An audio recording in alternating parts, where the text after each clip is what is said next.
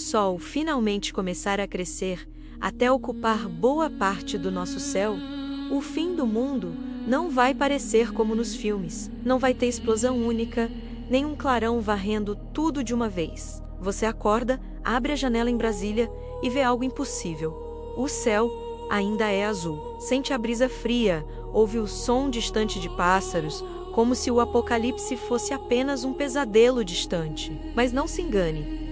Essa calma é a superfície da maior mentira que a ciência já construiu para manter a humanidade viva. Em uma frase simples, o que este vídeo vai te mostrar é isto: fomos salvos pelo nosso maior defeito. A mesma anomalia magnética que hoje preocupa satélites e astronautas pode se transformar no escudo invisível que mantém o Brasil vivo, enquanto o resto do planeta sucumbe a um sol moribundo. A forma como isso acontece é totalmente contraintuitiva. O que parecia apenas um problema técnico vira o centro de um plano de sobrevivência que mistura física espacial, engenharia extrema e decisões humanas difíceis de engolir. Ao longo desta história, você vai ver por que a evolução do Sol para uma gigante vermelha não destrói tudo de uma vez, mas empurra o sistema solar para um forno gradual em que pequenas diferenças geofísicas viram a linha entre vida e morte. Vai entender como a anomalia do Atlântico Sul deixa de ser só um buraco no escudo da Terra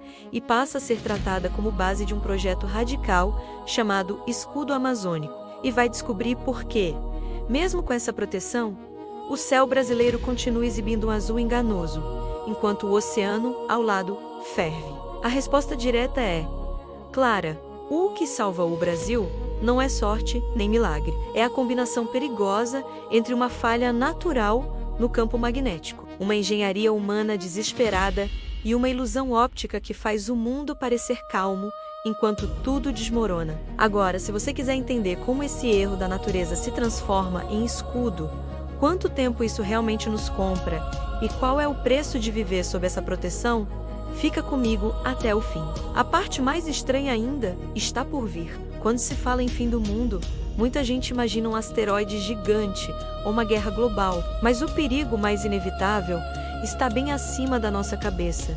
O próprio Sol, em silêncio, a estrela que hoje mantém a Terra viva um dia vai inchar, se transformar em uma gigante vermelha e começar a cozinhar tudo o que estiver na sua zona de influência, inclusive o nosso planeta. Na astronomia isso não é ficção, é evolução estelar.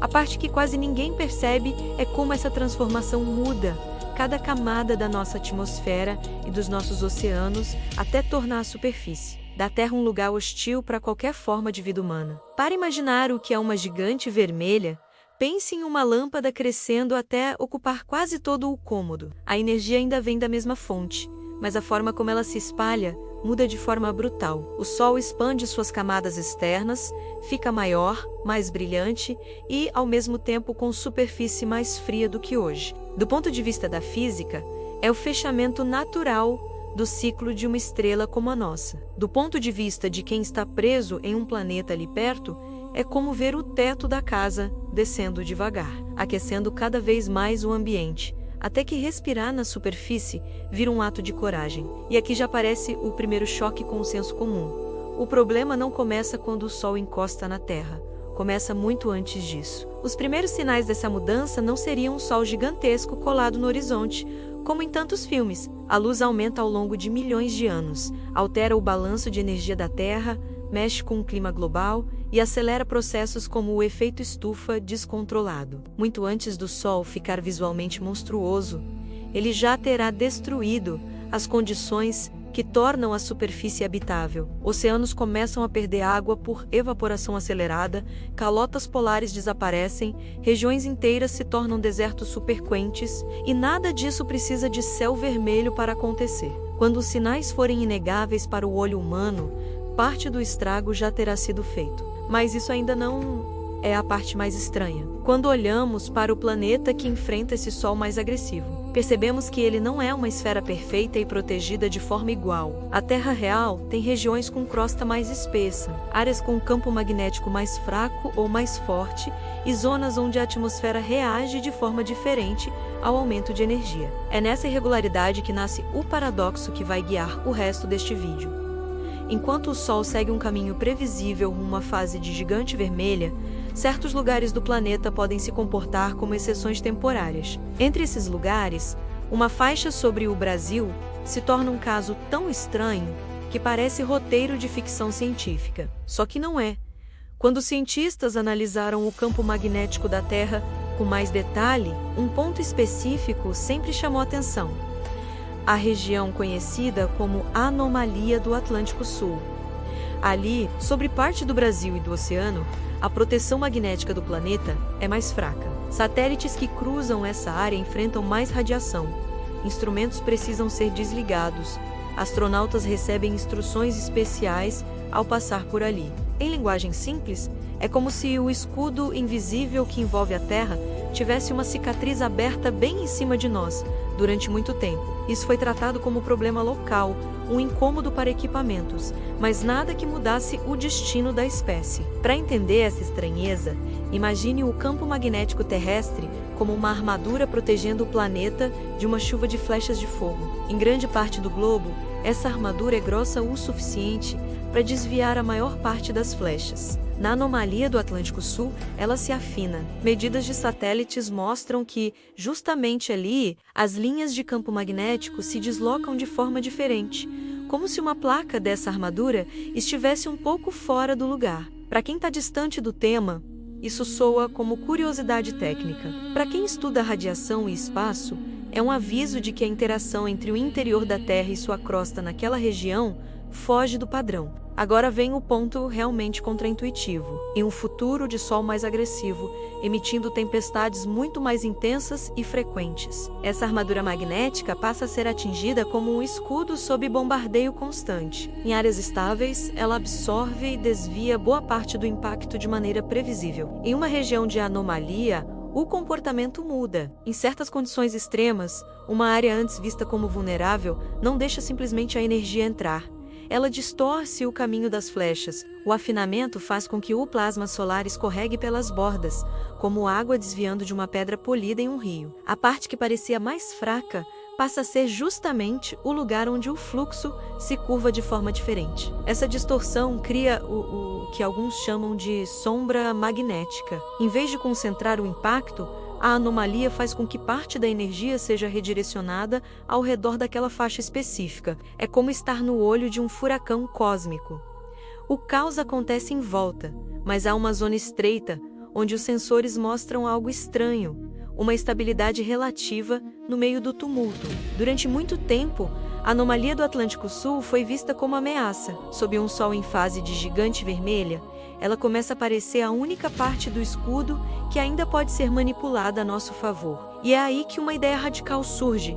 Se uma falha natural já muda o jogo, o que aconteceria se nós deliberadamente reforçássemos essa falha? Quando ficou claro que o Sol não voltaria ao comportamento tranquilo que conhecemos. Essa ideia deixou de ser teoria e começou a virar plano. Seria possível transformar uma anomalia natural em uma defesa planejada. Se a região sobre o Brasil já se comportava de forma diferente, talvez ela pudesse ser reforçada de maneira estratégica. Em vez de tentar consertar o campo magnético da Terra inteira, algo totalmente fora de alcance, a proposta era ousada: construir uma fortaleza localizada, um escudo intensificado sobre um território específico, capaz de desviar a parte mais perigosa das tempestades solares e reduzir a radiação a níveis em que a vida humana ainda é possível. Assim nasceu o conceito do escudo amazônico. Esse projeto não começou com transmissão ao vivo nem coletiva de imprensa. Nasceu em laboratórios,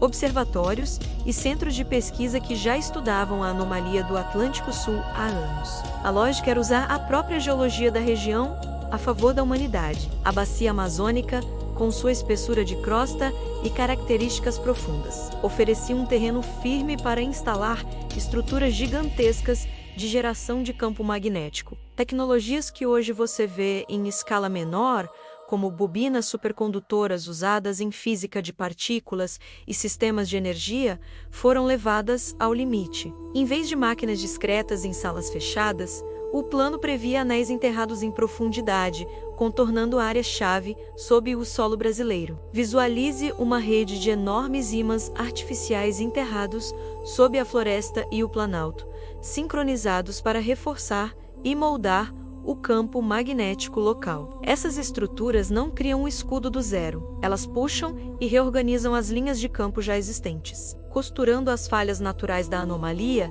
e concentrando a proteção em torno de uma área específica. Em termos simples, é como pegar uma manta fina e puxar o tecido para engrossar apenas um lugar, criando um acolchoado mais grosso em um ponto central. O escudo amazônico é esse acolchoado magnético sobre a região central do Brasil, com epicentro próximo a Brasília. Em vez de tentar salvar o planeta inteiro ao mesmo tempo, a humanidade decide garantir que, pelo menos ali, a batalha ainda não está perdida. Essa engenharia exige bem mais do que tecnologia. Exige decisões políticas e éticas pesadas. Concentrar recursos para construir uma fortaleza magnética significa aceitar que nem todas as regiões poderão ser protegidas com a mesma intensidade. Ignorar a oportunidade oferecida pela geofísica do Brasil, por outro lado, seria fechar os olhos para uma das poucas chances de manter uma área habitável em um planeta que está saindo do controle. Outras regiões até estudaram projetos parecidos, mas nenhuma tinha a combinação de anomalia magnética,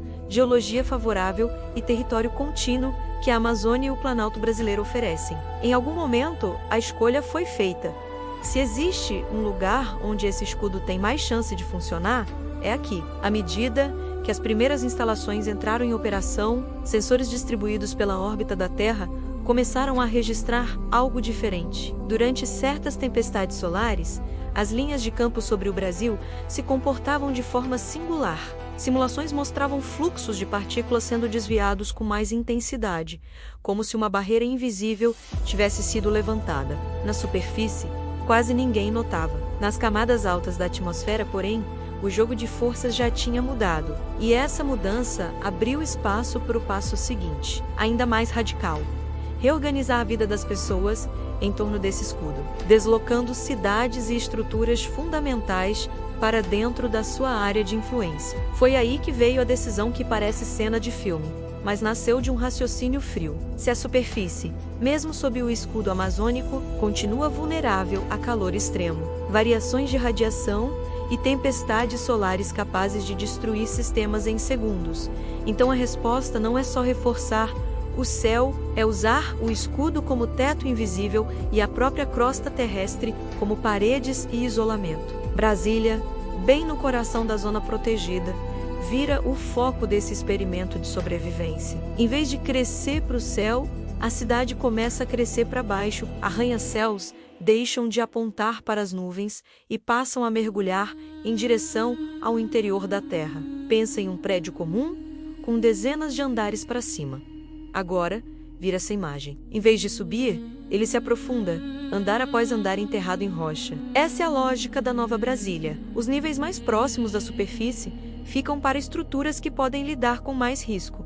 Sistemas de ventilação filtrada, áreas de manutenção, zonas tampão. A vida diária, com casas, escolas, laboratórios e espaços de convivência, desce para camadas mais profundas, onde a rocha funciona como escudo físico contra temperatura extrema e partículas agressivas. A luz do dia é substituída por sistemas artificiais que imitam o ciclo solar, sem depender da estrela real lá em cima. Essa arquitetura mexe diretamente com a mente de quem vive ali. Sem acesso direto ao céu, pessoas passam a depender de telas, sensores e mapas para saber como está o mundo lá fora. Muita gente descreve a sensação de viver dentro de uma nave enterrada, em que qualquer ida à superfície é quase uma expedição. Ao mesmo tempo, milhares de pessoas circulando por corredores subterrâneos criam desafios novos: ruído, conflitos, sensação de confinamento, saudade do horizonte. Para aliviar isso, projetistas criam praças internas com jardins artificiais, sons de água e projeções de céu. É pouco, mas ajuda o cérebro a acreditar que ainda existe um lado de fora. A grande vantagem dessa cidade subterrânea sob o escudo amazônico está na combinação de ciência e instinto. Em vez de construir cúpulas frágeis na superfície que poderiam ser destruídas por qualquer falha, a humanidade decide se esconder dentro do próprio planeta, usando o campo magnético ajustado como primeira barreira, a atmosfera deformada como segunda e a rocha como terceira camada. Isso não elimina o perigo, mas aumenta a margem de manobra. Se uma tempestade solar escapar do controle, os níveis mais profundos ainda oferecem um último refúgio enquanto os sistemas são reparados. Não é sobre alguns bunkers isolados, é sobre redesenhar o conceito de cidade, para um sol que deixou de ser nosso vizinho estável. E é justamente quando você olha de novo para o lado de fora que a história fica ainda mais perturbadora, porque enquanto essas cidades subterrâneas ficam mais seguras, o mundo acima delas passa a se comportar de um jeito que engana os sentidos humanos. A atmosfera é pressionada pelo aumento de energia solar, pela mudança no campo magnético, pela perda gradual de água. Mas em muitos dias, para quem sobe até as poucas áreas controladas na superfície, uma coisa permanece familiar. O céu continua azul, azul demais, bonito demais para um planeta em colapso. E isso vai contra tudo o que a maioria imagina sobre um cenário de apocalipse. Quando alguém pensa em fim do mundo, imagina um céu vermelho, escuro, cheio de fumaça. A ideia de um planeta morrendo sob um céu azul perfeito parece até piada. Só que a física da atmosfera não se importa com o que a gente acha dramático o suficiente. Em um cenário de sol mais quente, a luz continua chegando e as moléculas de gás continuam espalhando mais luz azul do que as outras. Esse processo faz o céu parecer calmo, mesmo quando o ambiente está tudo menos calmo. Aos olhos humanos, a imagem reconforta. Para quem olha os números de temperatura, radiação e perda de água, é como ver um filtro bonito aplicado em cima de uma situação perigosa. Agora coloca isso sobre o litoral brasileiro e o Atlântico Sul. Enquanto o Sol em fase avançada despeja mais energia, a superfície do oceano aquece de forma anormal. Pequenas regiões entram em ebulição local, formando colunas de vapor que sobem, alterando as camadas de ar. A longo prazo, isso significa perda real de água, mudança no equilíbrio térmico e climático do planeta. Mas, se você estiver numa praia olhando para o céu, é bem possível que enxergue apenas um dia mais quente. O horizonte mantém o azul, que sempre significou descanso. É como morar em uma casa onde o porão está alagando e as paredes já estão úmidas, enquanto o andar de cima continua iluminado e aparentando normalidade.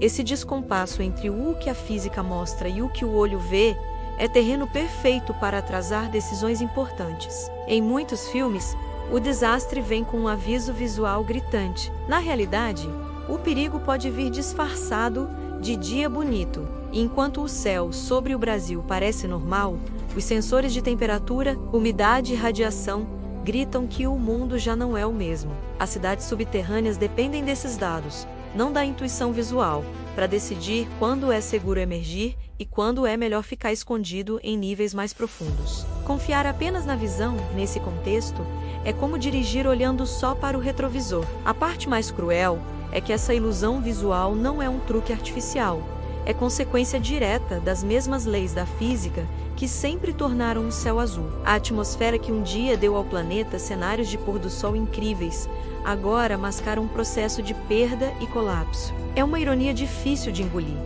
No momento em que mais precisaríamos de sinais claros, a natureza nos oferece um cartão postal, e esse cartão, com seu azul quase perfeito, está pendurado exatamente sobre a região que concentra as últimas tentativas de sobrevivência da espécie. Se o céu é tão enganoso, a única saída é assumir o controle do que ainda pode ser ajustado. E é aí que as nuvens deixam de ser paisagem e se tornam ferramentas de defesa. Quando ficou evidente que o céu azul não ia denunciar a gravidade do problema, cientistas e engenheiros voltaram os olhos para o único componente visível que ainda podia ser manipulado: as nuvens. A ideia parece ficção, mas nasce de pesquisas reais de modificação climática. Se o excesso de luz do Sol estava cozinhando a superfície, talvez uma parte pudesse ser refletida de volta para o espaço antes de chegar ao solo. Em termos simples, O plano era transformar certas regiões do céu em espelhos de umidade, aumentando a quantidade de nuvens em pontos estratégicos para reduzir a energia que alcança o chão. E mais uma vez, o Brasil, com o escudo amazônico, virou palco de um experimento de sobrevivência em escala continental. Para isso, foi criada uma frota prateada, não de caças, mas de drones autônomos equipados com tanques de substâncias capazes de estimular a formação de gotas de água nas camadas mais altas da atmosfera. Em condições certas, a liberação cuidadosa desses compostos ajuda a condensar vapor e formar nuvens mais densas e duradouras. Ideias similares já haviam sido testadas em escala bem menor para influenciar chuva e reduzir calor em algumas regiões. Aqui, a escala e o objetivo são outros.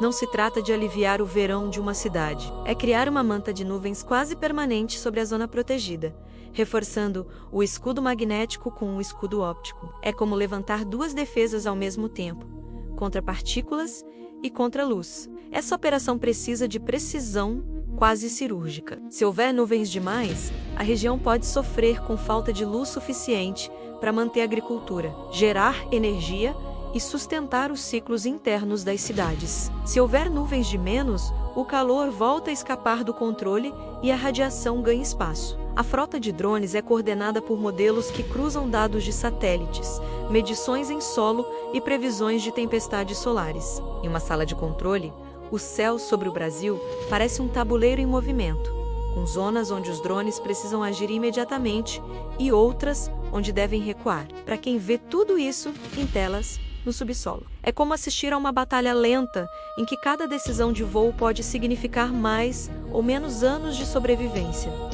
Essa escolha muda a vida de quem vive lá embaixo. Com uma camada espessa de nuvens quase constante, a luz direta do sol vira algo raro. Os dias ganham um brilho difuso, como um fim de tarde sem fim. Chuva artificial passa a fazer parte do ritmo normal, e trovões se tornam trilha sonora frequente. O que antes era sinal de tempestade agora pode ser sinal de proteção. Por trás de cada frente de nuvens está uma decisão tomada em algum centro de análise, baseada em cálculos que equilibram risco, energia e desgaste. Quem vive sob esse céu sintético precisa reaprender a ler o tempo. Olhar para cima já não basta. Nada disso transforma o escudo em solução definitiva. A manta de nuvens é um complemento, não um milagre. Se a frota falhar, se o fornecimento de materiais parar, ou se uma tempestade solar muito mais forte do que o previsto atingir a região, essa camada pode se desfazer em horas. Sem ela, o calor e a radiação voltam a mostrar o rosto completo. Saber disso mantém uma tensão constante entre quem opera o sistema e quem depende dele para viver. Cada gota de chuva, cada trovão, passa a carregar um peso simbólico. Aos poucos, as pessoas passam a viver como tripulantes de um navio em alto mar, sempre de olho no estado do casco, mesmo quando o oceano parece calmo. Viver sob o escudo amazônico e sob uma manta de nuvens artificiais não é só questão de tecnologia, é uma mudança profunda na forma como as pessoas percebem o mundo. Quem já nasceu depois do sistema estar de pé, encara o céu difuso como normal. Aprende, desde cedo, que aquele brilho filtrado é sinônimo de proteção. Quem lembra do céu aberto sente uma mistura de saudade e alívio. Caminhar por corredores subterrâneos iluminados por painéis que simulam o dia. Lembra a sensação de estar dentro de uma nave enterrada. Você sabe que ainda existe um lado de fora, mas sabe também que a vida, de fato, acontece embaixo. O dia a dia é pontuado por lembretes de que a sobrevivência depende de sistemas delicados. Alertas indicam quando a atividade solar sobe. Painéis informam ajustes no escudo magnético e na frota de drones. Isso se torna tão comum quanto previsão do tempo era antes. Surgem profissões que em outro século pareceriam inventadas. Analistas de magnetosfera que passam o dia olhando linhas em gráficos. Coordenadores de nuvens que decidem quando a frota deve agir. Técnicos de atmosfera que monitoram a estabilidade do céu artificial. Em vez de falar só de trânsito e economia, as pessoas começam a discutir espaço, radiação e clima cósmico como parte da rotina. Apesar da tensão, existem momentos de beleza estranha em algumas áreas da superfície. onde a radiação está temporariamente mais baixa. Mirantes protegidos por cúpulas transparentes são construídos, pequenos grupos sobem até lá para olhar o céu filtrado e as nuvens controladas. As cores são diferentes, a luz é diferente. Quem observa sente que está vendo uma mistura de documentário sobre clima extremo e cena de ficção científica. Por alguns minutos a pessoa esquece o risco e fica só com a sensação de estar diante de algo único na história do planeta. Em paralelo, a vida emocional se adapta. Histórias, lendas e até religiões começam a se formar em torno do escudo amazônico e da ideia de último céu. Crianças crescem ouvindo relatos de como era ver estrelas a olho nu, como se fossem histórias antigas. Algumas idealizam a superfície, outras desenvolvem medo de qualquer lugar fora do alcance do escudo. Em encontros e celebrações, imagens de nebulosas, galáxias e da Terra de antes são projetadas nas paredes, lembrando que existe um universo muito maior do que aquela cidade enterrada. Isso cria um misto de orgulho por ter chegado tão longe e melancolia por tudo o que ficou para trás. No meio de tudo isso, uma pergunta não faz barulho, mas nunca vai embora. Por quanto tempo esse equilíbrio consegue se manter? Todo mundo sabe, em algum nível, que sistemas complexos falham, peças se desgastam, programas apresentam erros, pessoas se distraem e, acima de tudo, uma estrela em transformação não vai esperar ninguém. Essa consciência cria um tipo de atenção de fundo. As pessoas se acostumam a viver entre duas sensações: a normalidade do cotidiano e a certeza de que qualquer alerta diferente pode marcar o começo de algo muito maior. E foi justamente em um desses dias que a confiança no escudo foi colocada à prova. Durante anos, o escudo amazônico e a frota de nuvens funcionaram como um relógio delicado. Alertas vinham, ajustes eram feitos, tempestades passavam e a vida seguia. Até que uma sequência incomum de eventos solares fez a atividade do Sol subir além das previsões. Os sensores começaram a registrar valores se aproximando do limite máximo de segurança. Em um cenário ideal, isso significaria apenas noites longas para as equipes técnicas. Mas dessa vez uma combinação infeliz entrou em cena. Um atraso em uma atualização de software e uma falha em um dos anéis supercondutores do escudo magnético. O resultado foi um desequilíbrio curto, algo em torno de 3 segundos de oscilação. 3 segundos podem passar rápido em uma conversa. No contexto de radiação extrema, 3 segundos são uma eternidade. Nesse intervalo, parte do fluxo de partículas energéticas atravessou as camadas superiores da defesa e atingiu regiões da atmosfera que quase nunca recebiam esse tipo de impacto direto. Na superfície, não houve clarão dramático, nem cor estranha no céu. O que aconteceu foi silencioso. Sensores disparam, sistemas piscam, gráficos explodem, e lá fora, o céu continua azul. Em certas áreas menos protegidas da superfície, os efeitos foram mais visíveis. Faixas de vegetação expostas sofreram danos em questão de minutos. Folhas escureceram, estruturas biológicas foram afetadas, materiais sensíveis em construções não preparadas para esse tipo de evento apresentaram marcas, fissuras, mudanças de textura. Algumas pessoas relataram ruídos estranhos, como se o ar tivesse estalado por um instante. Foi como assistir a um ensaio geral de uma tragédia rápido, discreto e suficiente para deixar todos com a sensação de que tinham acabado de ver o futuro passando em câmera acelerada. Nas cidades subterrâneas, o impacto foi quase todo psicológico. Alertas vermelhos surgiram nas paredes, informando que o escudo tinha saído da faixa ideal por alguns segundos. Mensagens explicaram que o sistema já havia voltado ao normal. Mas é difícil pedir calma a quem sabe que a própria vida depende de margens tão estreitas.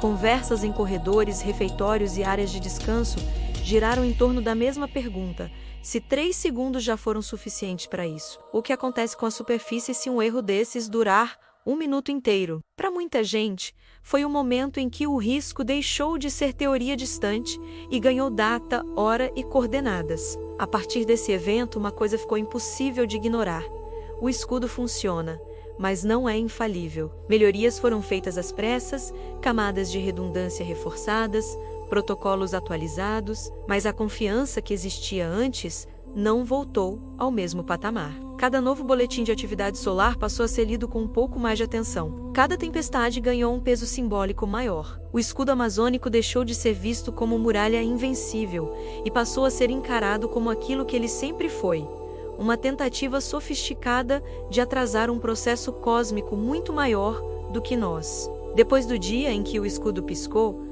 uma verdade desconfortável se impôs. Tudo o que mantém o Brasil respirando é, no fundo, uma forma de negociar tempo com uma estrela que não faz acordos. O Sol, na sua fase de gigante vermelha, não é um inimigo que pode ser derrotado. É um ciclo natural seguindo seu curso. Cada reforço no escudo magnético, cada nuvem artificial, cada cidade subterrânea é uma estratégia para estender o prazo, não para vencer a batalha. Isso muda a forma como as pessoas encaram o futuro. Em vez de se falar em salvação definitiva, passa a se falar em quantas gerações ainda podem viver sob esse arranjo. Esse dilema não é só técnico, é profundamente humano. Manter o escudo exige energia, recursos, cooperação e um nível permanente de vigilância. Enquanto isso, outras regiões do planeta, fora da proteção, enfrentam condições muito mais duras, sem acesso ao mesmo tipo de infraestrutura. Isso gera tensões políticas e éticas difíceis de ignorar.